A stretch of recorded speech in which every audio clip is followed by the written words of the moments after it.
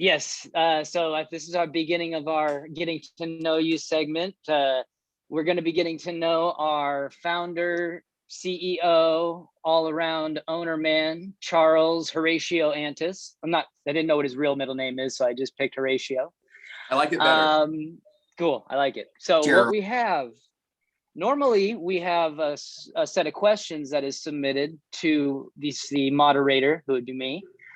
But we didn't, because Charles wanted to be kind of caught off guard by these questions. So I got a list of 156 questions. So if you guys can just all kick back and relax. Did I freeze? He knows that I'd do it. I'd be here all day. Yes. So I'm going to jump right in. I got to pick the questions. So I selected a few questions that touched me in a special place. So first question. Hey, Charles, what job are you terrible at? Oh, wow. I'm thinking in terms of what we do here. Honesty, I'm terrible at Audrey's job. I'm terrible at Narciso's job, because I will get focused on one thing. And that's why I can't see everything else. And so I think that I'm terrible at a lot of things. I'm also, okay, this is what I'm really terrible about. Thank you. I'm terrible at tutoring. I'm great at mentoring, hey, little story here, but if you want me to come in and mold you every day, I will love you and I will smother you. And so I know that I'm not good at that. And also I'm not the best manager. And I understand that. So I like to hire people that are good managers. But it's good to know and to laugh at what we're not good at. So thanks for asking me that. Of course. It's kind of scary that the first two things you mentioned are two of the most important things that make up a roofing company. But hey, we're 30 years old. It's all good. Hey, Charles, what book impacted you the most? Wow. I don't know. There's a lot of places I could go with that, but there's parts of books. There was a part of a book of a poem that I read from a guy, and I can't think of his name right now, but it was kind of from a religious background, and I can't remember the name of it yet. It's going to come to me, but it basically was setting of the Garden of Eden. And so metaphorically, whether you read the Bible or not, it has meaning. But what it said was, at the time I was really religious, and it said, and it talked about Cain turning and slaying his brother Abel, and how all the other animals were wandering around as the Garden of Eden, wondering just who was in charge. And at that time, Cain slew Abel, and then Abel died. And then all the animals said, wow, he really wants the world too much. And then something about that, and it said, it really helped me to not ever want any one thing too much. I can't explain how that helped release me from something, because what it went on to say is the other animals recoiled and let Cain rule, and then talked about over the years how Cain and those descendants had to use so many deceptive words to carry on their stories, and how that's the worst of men, is these words, these long stories that are not true, that basically justify their behavior. So that's, I couldn't recite it in the same way, but that book had major, Stephen Dobbins, and it's called A Long Story. That's how it was, a long story, meaning that it never ends. And I think that poem helped me want to chase what really matters, but in chasing what really matters, not ever wanting anything or any one thing too much. That's it. I don't know if that makes sense. It did. I felt every word. So Juan looks like he's getting what it. It didn't make sense for me. So can you explain it again? Yes. Yeah, start over. Hey, Charles, what age do you wish that you could permanently be? Well, honestly, I'm 58. I think because I have 6-year-old kids, I don't feel 58 until I sometimes move. a little bit, or, or feel a little more tired. But I think my age is like 38. I feel like my wife turned 39 today. I feel like I'm about 38, 39. That's kind of where I'm locked in. If I live forever in any capacity, I'll probably be like 38. Very nice. Hey, Charles, if you could turn any activity into an Olympic sport, what would you do? What would you have a good chance at winning the medal for? Well, I could, I would love to make it in giving. We did win an Olympic sport. We actually won last year for our we won it for our food delivery for Second Harvest, and we won it for the Love Drop, and that was the Community Involvement Award, which was based off the year before's competition. So, it would be for giving, it would be for like, wow, if we could win an Olympic a medal for giving, then everyone in the world would see it. And the cool thing about that is not the fame. The cool thing about that is the shift in thinking, the mindset shift in community. And that's what I love to do. That's what I can give up that I don't manage well. I can give up that I don't tutor well. But if I can move community, if I can move organizations to think more inclusively, to do better by bringing more people together, that's what I love to do. Very nice. Hey, Charles, what is the best compliment received? The best compliment I've ever received?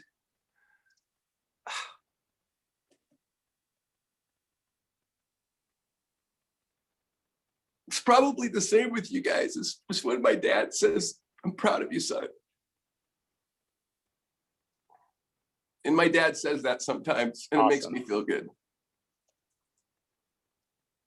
That is what it's all about right there. Charles, what are 3 interesting facts about you that nobody knows? Wow, well, gosh, you guys probably know everything because I have Tourette's. I think it's interesting that I speak fluent Thai, and that I'm very comfortable on the really, really impoverished streets of Thailand. And I think I would, within a couple months, be there again. I think that's interesting because that's when I grew up Mormon, I went on a Mormon mission to Thailand. I'm no longer Mormon, but that experience changed my life because it was very much like a Peace Corps mission. Knocking on doors was against the law. You could go to prison for doing it. So we ended up doing service projects. And so that's an interesting fact. Another fact about me is that most of you know is that I love to watch I love animals. I love to watch animals in the wild. And I went on safari. I was told it would change my life 10 years ago, and it did. And now when I got back, I became a bird photographer, and I would carry all you guys would see me that knew me pulled over on the side of the freeway, taking pictures of hawks in flight, hunting. And I love that. Now Corey, twice last month, we're talking, and I witnessed while I'm talking to her, a hawk go down and take an animal. And I'm telling it to her. So I'm really aware of the safari that's going on around me. But the last thing that's interesting that you guys don't know is that some I get up really early in the morning, and I kind of turn on my day by awakening myself, but I really need nature. And the number one tool that I use to find myself, to kind of get mindful, to stay in the moment, are trees. I don't know why. You can read about trees in books, but I go up to a tree very often, most every day. Some of you may have even seen me doing on the trees at the office, and I don't know why, but I'll go up and I'll just gently kind of notice my breathing, like an Allie's meditation class, while I'm holding a tree. And this weird thing happens that I don't know if it'll ever happen for you. I'd love it if one of you would someday tell me it works for you. But if I'm really in the moment, that tree is moving as if it's in a windstorm. But if you're really noticing your breath, that tree, even if the wind's not blowing, it'll take it with you, and it moves. And it doesn't move back and forth, it twists. So you're like flying a magic carpet. And when I feel the aliveness in a tree, that is going to be the best day ever. And I feel the aliveness in the tree a lot of days, not every day, but even on days that I can't consciously feel it, I assume that I'm subconsciously feeling it. So I still get a flip from it. That's my most awesome fact, I think. And I just want everybody to know, Charles, it's unique. I knew that one and I thought it was cool. Yeah. Thank you. I got to stop saying weird. I had a rubber band the- that oh, go ahead. No, you're good. No, I have a rubber band. I learned to tell stories better from Jay Golden, that a lot of you have met, and he's a storytelling coach. And he recently recommended I put a rubber band, and I just lost it. Whenever I say something like "this is weird," which is like, because you build something up as a speaker, you help people, and all of a sudden you say at the end, "but I don't know what I'm talking about," which I'll do sometimes. And he's like, "Dude, if you say that, they'll believe you. So don't say that." And then I thought, okay, good boy. So snap. So Sorry, unique. Charles. I have to admit, I stole your rubber band. I apologize. I'll return it. I need it. Devin needs like 7 rubber bands. I do, around my forehead. So, oh, and I want everybody to know that the trees that Charles is touching, they are all consenting adult trees. So moving on, Charles, what is the dumbest thing you have ever done that actually turned out pretty well? And hiring Aaron cannot be the answer. I got to tell you, that's the story of my life. When you're kind of ADG, attention deficit genius, it takes you a while to realize the last word is genius and not disorder. But you hear things wrong and you commonly just start something that you have no business starting. So I think that,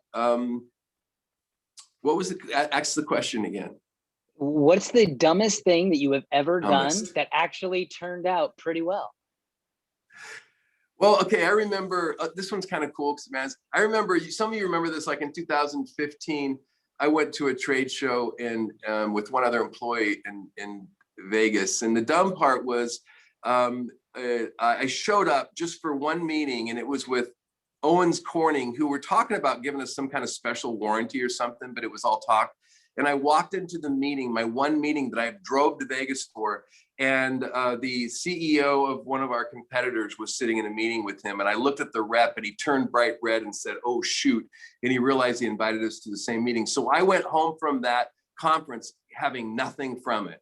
So that was my dumb part. But the good part is I came back, and some of you remember this meeting, and it was in the general meeting. We started doing it in the middle here. And I said, I didn't get much out of that last meeting. I'm going to go to the next meeting. And it's in Orlando. It's the NRCA. And I'm going to go there a day early and go to the Rebuilding Orlando. And I did. And I said, I'm going to meet the people who matter here, and it's going to make a difference. And then we did. We went there. I met Heidi Ellsworth, who now Susan, works in the organization. She's on the board of the organization, National Member. She started. I met Bill Good. I met everybody at the Roofing Alliance. There was a connection. They gave us mouth-to-mouth resuscitation. We were consenting adults, Devin. They gave us mouth-to-mouth resuscitation when we needed it. When we I was really wondering if this was the right path.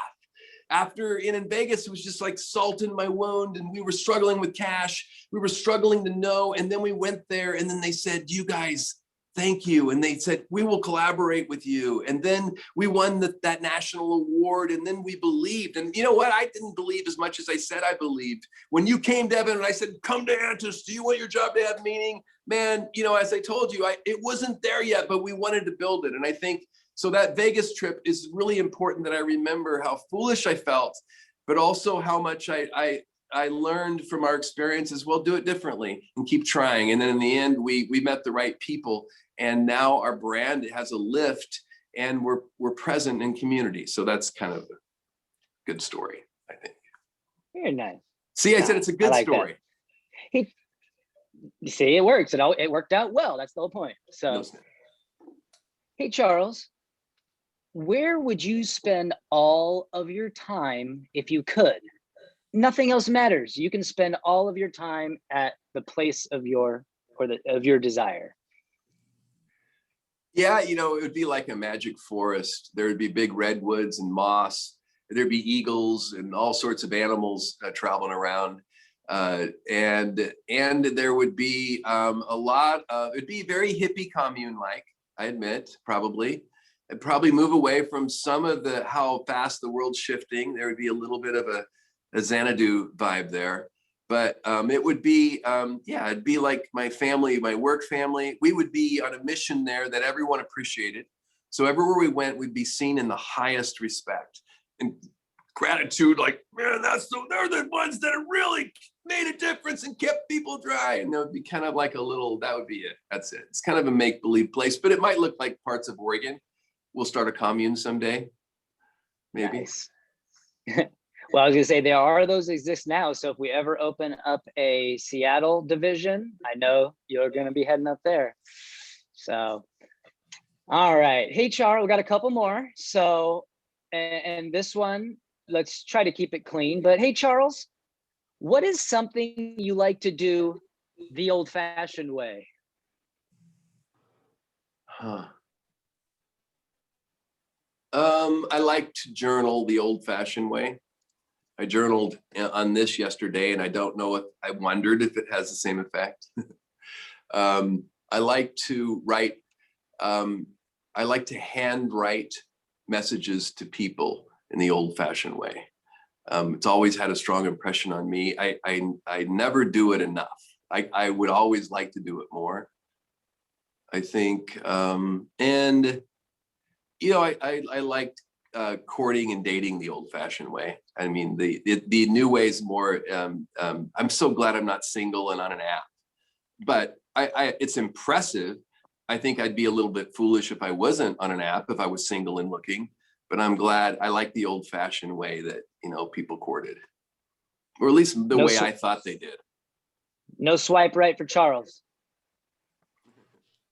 So, all right, I like that. So now, Charles, if you could share a meal with any 4 individuals, living or dead, who would it be?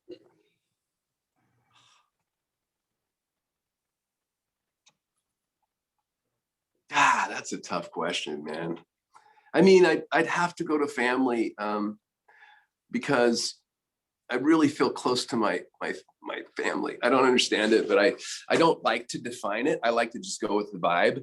My mom made these pictures for us that she spent a lot of time on, made a big deal about. Aaron probably remembers it when he was a little kid because his dad got one and I got one.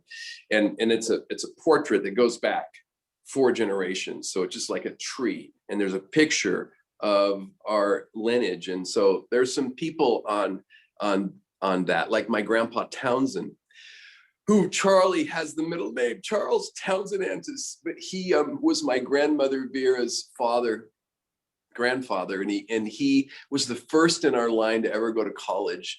And he went to college in Cambridge, and we have a book in my office. I'll show you sometime. And it's so awesome. This book, it's over like 130 years ago, but the principles in business written in that book, man, they stand up today. And I'm honored that my family let me have this book. But I would have Grandpa Townsend there, who Charlie has the name of, who died at 25. He didn't finish college. He died of tuberculosis or some disease that came through there in Florida. And then I would probably have, you know, I'd really look to have, be hard to not have both my grandparents who are deceased. And, you know, just to be able to hear their stories one more time. Some of you hear me tell stories of Grandpa Toad, who came west following the sharecrops. You know, he was picking beets in Idaho, and then he got his first job, and it was a company in McLeod, the lumber company in Northern California, where he stayed because they built roads, hospitals, schools. They brought in the best teachers, and they built community, which is what we want to do today. And so I would have my grandpa there, and my grandpa is, you know, he's like your grandpa. He's not perfect. And I'd probably have my other grandpa there, who's not perfect either, but that grandpa could grow the best garden. I don't know what. He didn't have his own land because he didn't have much money. He was on welfare quite a bit, but he had a problem with alcohol. But this guy could grow anything, and he would get a patch of land by the river, and he would grow corn that was 18 feet high. I don't know how he did it. And I'd probably have him and my grandmothers, who were both incredible women, but it's hard to reach out and grab somebody else. And wonder who that would be. Maybe someone like, okay, one other, Mark Twain. I think if I was at my best and using stories to change people, it would be what he did. So I'd say something like Mark Twain, maybe. I gave you a few extras, but. No, that's good. We had an 8 top ready and available for you, so we were good. All right. So to wrap up this session, I think we've gotten to know our boss man pretty well. He's always been pretty much of an open book. Oh, speaking of, Charles, can you hold that thing you held up before that you write in real quick?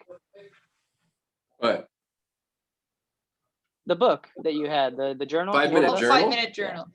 I don't have one here. I just wanted to, well, you held it up. I just wanted to tell the millennials, they use a pen and it's paper and he writes on it. So that's the old fashioned thing. It's not a computer type, but anyways, last thing I'd like to leave off with our last question. And this is that Charles is best positioned to answer, just because he is an open book, and I'd love to hear this one from him. Hey, Charles, what makes a good life?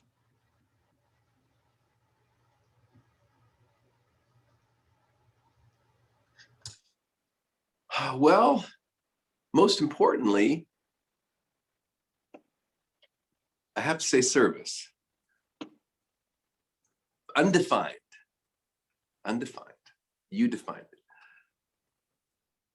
Though you can't do that effectively without selfishness, which is that self-care component. So I think if you do your service, whatever that is, it's outside of you every day, and you self-care first, like I do. I get up, spend a couple hours on myself. I only had an hour this morning. It's my wife's birthday because I made her chorizo, her favorite breakfast, but I do that. And then if you do that, then I believe you just have a magic life. I believe you can be in a magic zone. And then you get to do what my dad really taught me to do. And that's, do the right thing. Get to leave everything better than you found it. I think if you leave everything better than you found it every day, or if you intend to, and by the way, when you don't do it, I just learned this. This is a really important tool that I guarantee a lot of you need to learn. And use these words in your head. When you fail to live up to what you want to do that day, give yourself massive and immediate self-forgiveness. So that's my new thing I'm using if I'm not feeling like I did enough that day. Immediately when that thought comes, just like when Allie's doing yoga and she goes, oh, if you're not watching your breath, that's okay. That's okay. Just like give yourself massive and immediate self-forgiveness, because that whatever that guilt or something comes in, that completely keeps any of us from doing what helps each other or ourselves. That's it. Awesome. Everybody, that is our getting to know you session with our big boss man, Charles Horatio Antis. I'm sticking with that. If you haven't known, I think we all do know, this is the most genuine and forthright and honest individual I think that you'll ever gonna meet, and genuine. So thank you for being open, and ladies and gentlemen, Charles Antis. Thank you. Thank you, Catch Devin. next time.